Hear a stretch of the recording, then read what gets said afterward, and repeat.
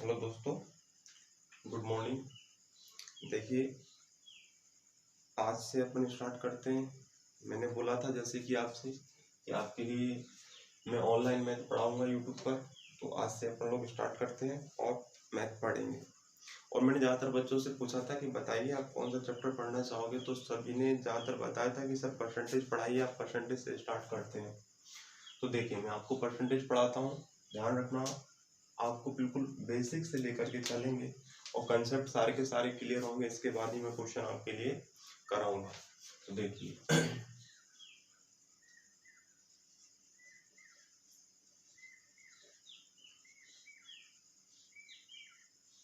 प्रतिशत का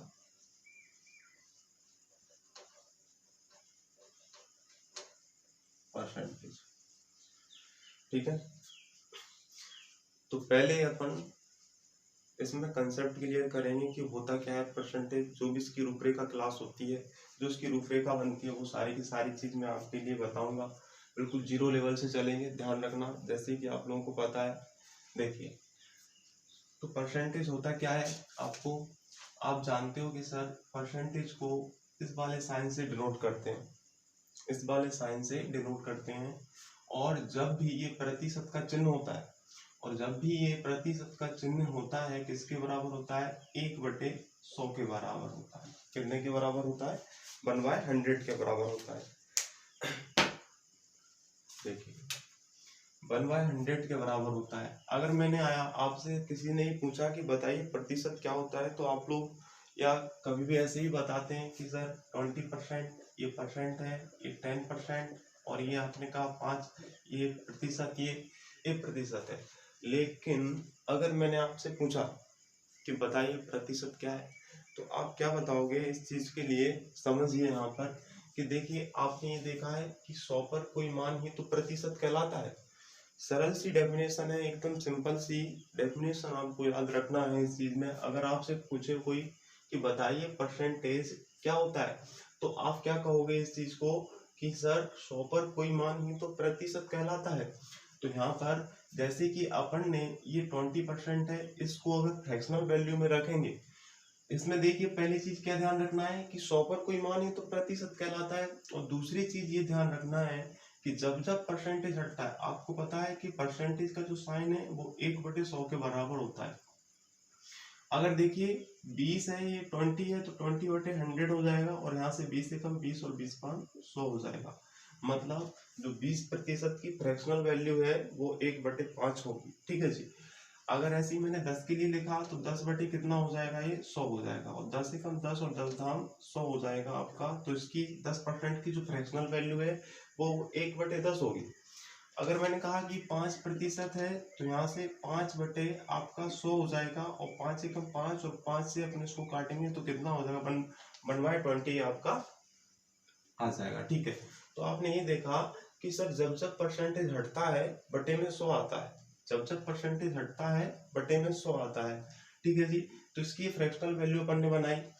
अगर मैंने कहा कि इस फ्रैक्शनल वैल्यू को परसेंटेज में कन्वर्ट करना है, अगर इस फ्रैक्शनल वैल्यू को परसेंटेज में कन्वर्ट करना है, तो देखिए ध्यान से समझते चलना आप लोग कि अगर ये 1/5 लिखा है, अगर मुझे इसको 20% दोबारा से बनाना है इसको, तो अपन क्या करेंगे, अभी अपन ने यहाँ पर जैसी परसेंटेज हटा तो बटे में 100 आया, और यहाँ पर जब फ्रैक्शनल वैल्यू के लिए परसेंटेज में कन्वर्ट करना है, तो आप यहाँ पर क्या करोगे, इंटू 100 से करोगे। कितने से करोगे, 100 से। 5 एकम 5 से काटोगे इसको तो कितना हो जाएगा आपका, ये 20%। मेरी बात समझ पा रहे हो। और ऐसे ही यहाँ पर अगर अपन ने लिखा 1/10, और यहाँ पर भी कितने का मल्टीप्लाई करेंगे अपन, 100 का, और यहाँ पर कितना आ गया, 10% आ गया। ऐसे ही 1/20 है, और इसमें भी अपन कितने का मल्टीप्लाई करेंगे, 100 से करेंगे, और ये आपका कितना आ जाएगा, 5% ये आपका आ जाएगा। तो आपने इसमें यहाँ पर दो चीज और सीखी कि जब जब प्रतिशत हटता है तो बटे में 100 आता है, और अगर फ्रैक्शनल वैल्यू के लिए परसेंटेज में कन्वर्ट करना हो तो आप गुणा 100 से करते हो, ठीक है जी। इतनी सी बात क्लियर है। देखिए, मैं आपको बिल्कुल पहले बोल दिया था कि बिल्कुल जीरो लेवल से चलेंगे। हो सकता है कि सारी छोटी छोटी सी चीजें किसी किसी बच्चों को आती भी हूँ, लेकिन मैं ये मान करके चलता हूँ कि एक बच्चा ऐसा भी है जिसने कभी मैथ से अच्छे से मुलाकात नहीं हुई, तो वो भी यहाँ पर होगी, है ना। बिल्कुल जीरो लेवल से चलेंगे, कोई सा भी चैप्टर हो। यही है मेरा कि मैं आपको पहले उसका कंसेप्ट क्लियर करता हूँ, इसके बाद उसके सारे के सारे जो क्वेश्चन होते हैं वो मैं आपके लिए डिस्कस करूंगा, ठीक है। इतनी सी बात इसमें समझ में आ जाती है। तो उसमें आपने 3 चीज सीखी अभी कि सर प्रतिशत क्या होता है। तो प्रतिशत 100 पर कोई मान ही प्रतिशत कहलाता है। 100 पर, है ना, एनी वैल्यू ऑन 100, 100 पर कोई मान ही प्रतिशत कहलाता है। और जब जब परसेंट हटता है तो बटे में 100 आता है, और जब जब परसेंट हटता है तो बटे में 100 आता है। और अगर फ्रैक्शनल वैल्यू के लिए फिर से परसेंटेज में कन्वर्ट करना हो तो आप गुणा 100 से करते हो। इतनी सी बात क्या सभी को समझ में आ गई? ठीक है जी, आपको वहीं से बोलना है आई या नहीं आई है, कमेंट करके आपको बताना है, ठीक है जी। अब देखिए मैं आपको आगे लेकर के और चलता हूँ। अगर इसमें और भी जो चीजें हैं आपको जो ध्यान रखनी चाहिए, पहले मैं आपको इसमें जो थ्योरी टाइप से बनती है वो मैं आपको क्लियर कर दूं, इसके बाद मैं क्वेश्चन पर लेकर के आपको आऊंगा। देखिए कुछ कुछ वैल्यू आपको ध्यान रखनी है, जैसे कि परसेंटेज में अगर मैंने कहा कि 1 बटे आपको यहाँ पर 2 है, और 1/3, और 1/4, और 1/5, और 1/6, अगर मैंने कहा कि इसकी प्रतिशत का मान कितना होगा, तो आपको पता है कि फ्रैक्शनल वैल्यू है, और फ्रैक्शनल वैल्यू को अगर आप यहाँ पर 1/2 लिखा है और यहाँ पर फ्रैक्शनल वैल्यू को अगर परसेंटेज में कन्वर्ट करना है तो आप गुणा 100 से करोगे। आपने इसको यहाँ पर कैंसिल किया तो कितना हो गया, 50% हो गया। और अगर मैंने इसको भी लिखा है 1/3 और इंटू कितने से करोगे, 100 से करोगे, और 3 का यहाँ पर डिवाइड करोगे तो 3 3 जा 9, और फिर 3 3 जा 9, और आपका कितना आ जाएगा 33 सही 1/3%। मैं आपको कुछ वैल्यू इसलिए बता रहा हूँ क्योंकि आपको कुछ मान पता होंगे, तो आपको एग्जाम में जैसे कुछ भी कोई सा भी आपको फ्रैक्शन मिला, आपको पता है कि 33 सही 1/3 मिला, 3%, तो आप उसको जानते हो कि उसका फ्रैक्शनल वैल्यू क्या होगा, 1/3 होगा। मतलब अगर उसका जिसका 33 सही 1/3% मान निकालना है, अगर उसका आप 1/3 मान भी निकालोगे तब भी बात वही होगी। तो देखिए आगे बढ़ते हैं अपन, 1/4, और यहाँ पर भी गुणा कितने का करेंगे, 100 का, और यहाँ से कितना हो जाएगा आपका ये 25% के बराबर होता है। और यहाँ पर भी देखेंगे अपन 1/5 लिखा है और गुणा 100 से करोगे, और यहाँ पर भी आपका कितना आ जाएगा 20% आ जाएगा। और यहाँ पर भी देखिए 1/6 गुणा कितने से करोगे, 100 से करोगे। अगर आप जानते हो 6 का यहाँ पर भाग देंगे तो कितने बार जाएगा, 6 एकम 6, और यहाँ से आपका कितना बचेगा, 4 बचेगा, और 6 छंग 36 हो जाएगा। और आपका यहाँ से फिर कितना और बच जाएगा आपका 4/6, 2 दूना 4 और 2 3 6, मतलब 16 सही 2/3% की जो फ्रैक्शनल वैल्यू होगी वो 1/6 आपकी बनेगी, ठीक है। चाहे तो उसका 16 सही 2/3% मान निकाल लीजिए, चाहे उसकी फ्रैक्शनल वैल्यू 1/6 का मान निकाल लीजिए, बात एक ही है, ठीक है जी। तो आपको ध्यान रखना है कि ये जो मान है जहां पर भी इतना प्रतिशत लिखा होगा 16 से 2/3, तो उसका मान निकालोगे आप 1/6, और जहां पर 20% होगा वहां पर 1/5 ज्ञात कर सकते हैं, और जहां पर 25% होगा वहां पर 1/4 ज्ञात कर सकते हैं। जहां पर 33 से 1/3% होगा वहां पर 1/3 ज्ञात कर सकते हो, और जहां पर 50% होगा वहां पर 1/2 भी आप ज्ञात कर सकते हो। आगे चलते हैं, 1/7, ऐसी 1/8, और ऐसी 1/9, और ऐसी 1/10। अगर मैंने इसको आगे बढ़ाया तो 1/7 गुणा 100 करोगे, और यहाँ पर 1/8 गुणा ऐसे यहाँ पर भी 100 करोगे। और आप जानते हो कि अगर 1/7 है, 7 का इसमें करेंगे तो कितना हो जाएगा, 7 एकम 7 हो जाएगा, और यहाँ पर बचेगा आपका कितना बचेगा, आपका 3 बचेगा, तो कितना हो जाएगा 7 चौके 28, 7 चौके 28 हो गया। और यहाँ पर बचा कितना है 2/7%, ठीक है। और यहाँ से ऐसे यहाँ पर करेंगे तो 8 एकम 8 हो जाएगा आपका, और कितना बचेगा आपका 2 और बचेगा, तो 8 दूना 16 हो जाएगा, और यहाँ पर कितना 4, और यहाँ पर कितना हो जाएगा इतना, तो 4 एकम 4, और 4 गुना 8 हो जाएगा और यहाँ पर 12 सही 1/2% की वैल्यू बनेगी। ऐसे ही यहाँ पर करेंगे 1/9 गुणा 100 कर लीजिए, तो आपने 9 एकम 9 हो जाएगा और यहाँ से आपका कितना 1 और 9 एकम 9 हो जाएगा और 1 बचेगा, तो यहाँ पर इतना 11 सही 1/9% की वैल्यू बनेगी 1/9 की। देखिए ऐसे यहाँ पर जानते हो कि 100 का गुणा करोगे तो कितना आ जाएगा आपका 10% आपका आ जाएगा। तो आपको ये 10 वैल्यू याद रखनी है। 1/2 की आपकी 50%, 1/3 की आपकी 33 सही 1/3 1/4 की 25%, 1/5 की 20%, 1/6 की आपकी 16 सही 2% और यहाँ पर 1/7 की 14 सही 2/7% और 1/8 की आपकी 12 सही 1/2%, ऐसी 1/9 की 11 सही 1/9%, ऐसी 10 की 1/10 की आपकी 10% हो जाएगी। ठीक है जी, इसको याद रखना है, प्रैक्टिस में आएंगी सारी की सारी चीजें तो आपको अपने आप ही याद हो जाएगा, ऐसे कोई रट्टा नहीं मारना है। ठीक है जी, क्वेश्चन मैं आपके लिए कराऊंगा, मेरे पास क्वेश्चन की सीट है, मैं आपको यहाँ पर क्वेश्चन भी प्रोवाइड कराऊंगा। देखिए स्क्रीनशॉट ले लेना इसका। चलिए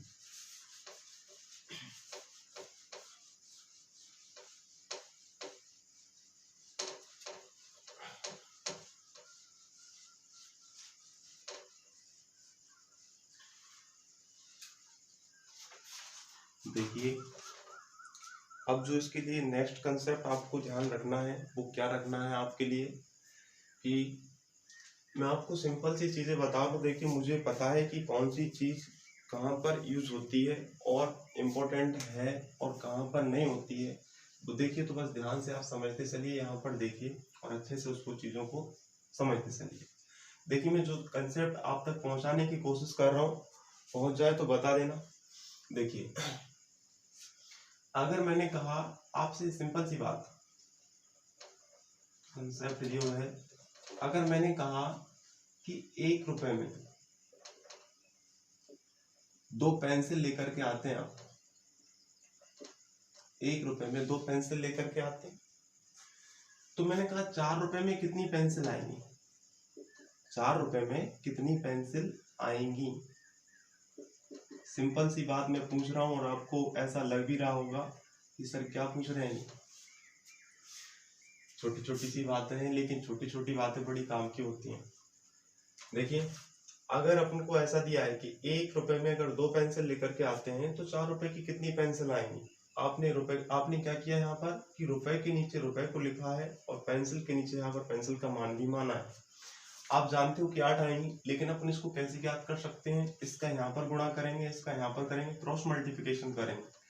x का 1 में करेंगे तो x और यहाँ पर 4 का 2 में करेंगे, 4 का 2 में करेंगे तो कितना हो जाएगा 8 पेंसिल आएंगी। कितनी आएंगी 8 पेंसिल आएंगी।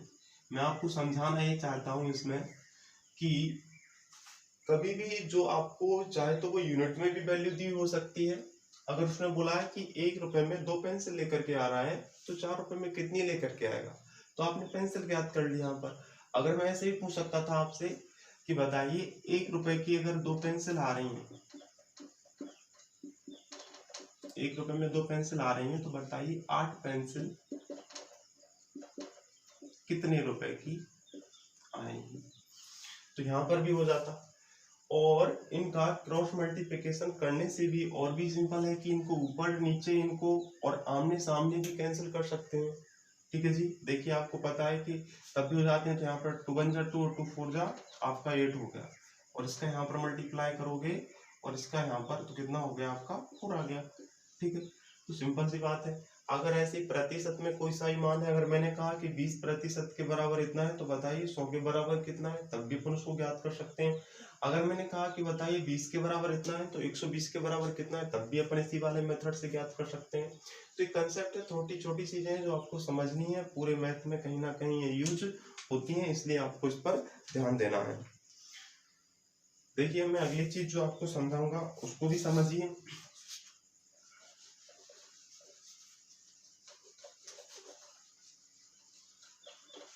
चलिए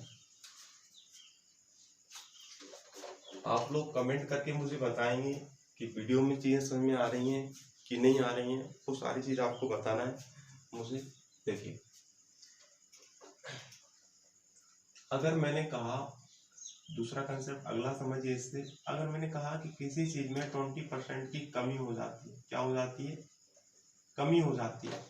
देखिए, जो भी है कुछ भी, पहली बात ये भी ध्यान रखना है कि जो भी अपने आप में हर एक चीज 100% होती है, 100% 100% होती है। अगर मैंने बोला कि 20% की कमी हो जाती है, अगर मैंने बोला कि 20% की कमी हो जाती है, तो मुझे नहीं पता अपन इस चीज को अपन क्या करेंगे सीधा, कि अगर 20% की कमी हो रही है और मैंने आपको बताया है कि सब कुछ 100% होता है, तो आप क्या करोगे, इस 100 में से जितने की कमी हो उसको माइनस कर दीजिए। वो कितना बचा आपका, 80% बचा, 80% बचता है। और अगर मैंने कहा कि चलो 20% की वृद्धि हो जाती है, क्या हो जाती है, वृद्धि, इंक्रीज हो जाता है 20% से, ठीक है। देखिए, तो अगर ये वृद्धि की बात करें तो आपको उसमें ऐड करना है, तो ये कितना हो जाएगा, 120, ठीक है। इतनी सी बात समझ में आ रही है। अगर मैंने बोला कि 5% की कमी आ जाती है किसी भी चीज में, आपको इसका एग्जांपल देके समझाऊंगा ताकि आपको अच्छे से समझ में वाला कंसेप्ट आ पाएगा। अगर मैंने कहा कि 5% की कमी आ जाती है किसी भी वस्तु में या किसी भी जनसंख्या में, किसी भी चीज में, अगर 5% की कमी आ जाती है, तो अपन सीधी सीधी बात कहेंगे कि अगर कमी आ जाती है, सर ने बताया था, तो अपन उसको 100 में से माइनस कर देंगे 5 को, तो बचा कितना है, 95% बचा है, ठीक है जी। मेरी बात समझ पा रहे हो कि कमी आएगी तो उसको 100 में से माइनस करना है, और जो मान बचेगा, जो वैल्यू बचेगी, वो उसके बराबर हो जाएगी। अगर मैंने कहा कि 5% की वृद्धि हो जाती है, तो आप क्या करोगे, यहाँ पर वो 105 के बराबर हो जाएगा। सीधी सी बात ये ध्यान रखना है कि अगर कमी होती है तो 100 में से उसको माइनस करना है, और अगर वृद्धि होती है तो उसको 100 में प्लस करना है। अब आगे देखिए, इसमें आपको मैं ऐसे समझाता हूँ, जैसे कि आपको पता है कि कोरोना महामारी चल रही है, तो अगर मैंने कहा कि कोरोना संक्रमित लोगों की संख्या में 5% की, सॉरी 20% की कर लेते हैं, 20% की कमी आ जाती है। मैंने क्या बोला कि कोरोना संक्रमित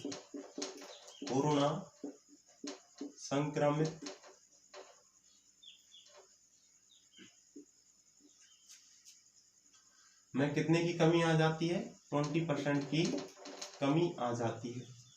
तो बताइए, कुल कोरोना संक्रमित लोगों की संख्या ज्ञात कीजिए। अगर मैंने बोला कि कोरोना संक्रमित लोगों की संख्या में 20% की कमी आ जाती है, तो कुल कोरोना संक्रमित लोगों की संख्या कितनी है, तो वो अपन कैसे बताएंगे। अगर कमी आई तो आपको पता है कि उसको 100 में से माइनस करना है, तो बचा कितना है, 80% बचा है, 80% बचा है।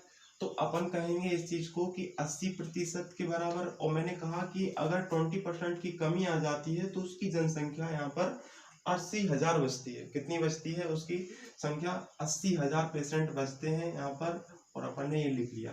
तो मैंने कहा कि बताइए कोरोना संक्रमित लोगों की कुल संख्या कितनी है, तो आप कहोगे कुल, चाहे वो टोटल पूछे आपसे, कुल भी कर सकता है, तो आप उसको 100% मान करके चलेंगे। जो भी होता है वो अपने आप में 100% रहेगा। संपूर्णता है, जो संपूर्णता को बताएगा, कंप्लीट उस चीज को बताएगा, तो ये 100% है। आपने देखा कि यहाँ पर कितना हो गया है, 100% के बराबर कितना होगा, आपका वही मेथड आ गया यहाँ पर जो कि मैंने पहले बताया था। तो आप कहोगे कि सर 80% के बराबर यहाँ पर 80,000 बचा है, तो 100% के बराबर टोटल कितना होगा। तो अपन कैसे इसको, मैंने ये भी बताया था कि अपन चीजों को आमने सामने सॉर्ट आउट कर सकते हैं यहाँ पर, और 8 से 8 कैंसिल हो गया, बचा कितना है आपका, इतना। और इसका यहाँ पर मल्टीप्लाई करोगे 1000 में, इसका यहाँ पर करोगे तो 100 का, तो कितना हो जाएगा आपका, 1 लाख आपका बन जाएगा। तो अपन कह सकते हैं कि 1 लाख जनसंख्या है। अगर मैंने आपसे ये पूछ लिया कि बताइए कोरोना संक्रमित लोगों की, जो कोरोना संक्रमित है उनकी संख्या कितना कम हुई है, कितनी कम हो गई है, अगर 20% की कमी होती है तो उनकी संख्या में कितने की गिरावट आई है, तो अपन उसको कैसे ज्ञात करेंगे। तो आप कहोगे कि सर 20% की कमी होने के बाद अगर वो 80,000 बचते हैं, तो अपन यहाँ पर क्या करेंगे, 80% के इक्वल टू करके यहाँ पर 80,000 जो है वो है। और यहाँ पर उसने कमी कितने की पूछ रहा है कि बताइए कोरोना संक्रमित लोगों की संख्या में कमी कितने की आई है, गिरावट कितने की हुई है केसेस में, तो आप कहोगे सर 20%। और अगर 20% की हुई है तो 20% की वैल्यू कितनी है, तो अपन ऐसे याद कर सकते हैं। ठीक है, तो ये सारी चीज आपको ध्यान रखनी है। ठीक है जी, जो मैंने देखिए दोबारा से इसको रिपीट करता हूँ कि आपने क्या क्या सीखा। अभी मैंने आपको ये बताया पहली चीज कि प्रतिशत क्या होता है, आपको मैंने ये समझाया इसमें कि प्रतिशत 100 पर कोई मान ही प्रतिशत कहलाता है। और दूसरी चीज मैंने ये सिखाई आपको कि जब जब परसेंटेज हटेगा तो बटे में 100 आता है, ध्यान रखिएगा। और अगर फ्रैक्शनल वैल्यू के लिए परसेंटेज में कन्वर्ट करना है तो आप गुणा 100 से करते हैं जी। और फिर मैंने आपको ये सिखाया कि वो कंसेप्ट सिखाया मैंने, अगर 1 रुपए में 2 पेंसिल लेकर के आते हो तो 4 रुपए की कितनी पेंसिल आएंगी, और ये वाला कंसेप्ट आपको ध्यान रखना है। और अगला कंसेप्ट भी मैंने आपको ये सिखाया कि अगर किसी भी प्रतिशत में जो भी होता है परसेंटेज 100% होता है, अगर परसेंटेज में गिरावट आती है, अगर मैंने बोला कि 20% की कमी हुई है तो आप उसको 100 में से घटा दीजिए, और अगर वृद्धि होती है तो उसको 100 में ऐड कर दीजिए। ठीक है जी, अब मैं आपके लिए क्वेश्चन सॉल्व करा रहा हूँ और आप लोग बड़े ध्यान से देखिएगा। आपको क्वेश्चन दोनों लैंग्वेज में होगा, इंग्लिश मीडियम वालों को भी प्रॉब्लम नहीं आएगी और हिंदी मीडियम वालों के लिए भी प्रॉब्लम नहीं आएगी। ठीक है जी, आपको क्वेश्चन भी होगा सामने बोर्ड पे, आप लोग यहाँ पर पढ़ लीजिएगा और मैं आपको यहाँ पर शीट में है, मैं इसमें पढ़ के आपको सॉल्व कराऊंगा। देखिए पहला क्वेश्चन, यदि किसी संख्या का 20% 240 है तो उसी संख्या का 120% होगा। अगर उसमें बोलता है कि यदि किसी संख्या का 20%